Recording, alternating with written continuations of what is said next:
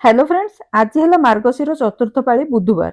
माने राति पाइले हम गुरुवार आ बुधवार दिन ना सब ओडिया घरे से एका काम घर धुआ पोछा से काम ही चलता है। मु भी 3टा 3:30 बेलू बाहर को पळै आसिली। माने काली पई फूल दुब बरकोली पत्र जहाँ जमती दरकार नहीं जाइथिली। गेंडू फूल तो बेसी फुटीनी जहाँ 10-12टा पाइली ना सेठी गोटे छोट माळटे माँ को पई कर देइथिली। आ पूजा पई केतेटा फूल रखी देइछि। आउ आंब डाळ आनिथिली, आंब डाळ आंब पत्र मान तोरण बनेगिरी द्वार मंदिर लगेया पई सब सारी देकर हजबैंड आसला पर पळैथिलु मार्केट माने जहाँ दरकार काली पाई ना आनिया पाई। आ कोउथिली क्षीर वाला क्षीर बंद कर देइछु एबे सेति पैकेट क्षीर अना होचे गोटे पैकेट एक्स्ट्रा आनिया रखी देइछि भितरे जे माने काली सकाळु छेना छिंडिया पाई।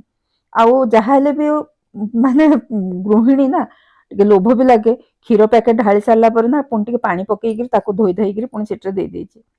आ जहाँ फल आस्थिला संध्या देइकिरी तो मु पळै आस्थिली मार्केट रु आसला परे आ सेइथिपाई ना एबे पूजा बासन टिके माज दउछि फल जहाँ आस्थिला धोई देइछि काइना मोर आदत भी सेमितिरे फल परिवा जहाँ आसे ना मु धोइकिरी ही ताकू फ्रिज रे रखे।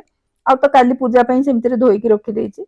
आ पूजा बासन अल्प बहुत जहाँ मो पाखरे अछि ना काली पूजा रे जहाँ जहाँ लागिबो सब आउ थरे भल माजी देइछि। तापरे जहाँ पिठौ पई रखिथिली पिठौ बाटी भी माने भोग सॉरी भोग पई तो नुह झोटी पकेया पई ताकू भी बाटी की रखि देइछि अल्प ही बाटे। तापर संध्या बेले तो खिया किछि नथला खाली चा करथिली हेले भी चुल्लीटा न पोछिले मन बुझिबनी चुल्लीटा पोछि देकिना झोटी पकेया पई आसले काना से भी टाइम लागिबो ना सबडे पकेइगिरी गला बेले सेमित्रे मु बेसी पकाएनी अल्प अल्प पकेइ थाए काना माने घर सारा एंती पकाएनी साइड साइड रे जहाँ टिके हैला ना पकेइ देइ थाए। आ जानि छन्ती ऊपरे मो ठाकुर घर सेति पई सीढ़ीटारे भी टिके पकेइ देइथिली।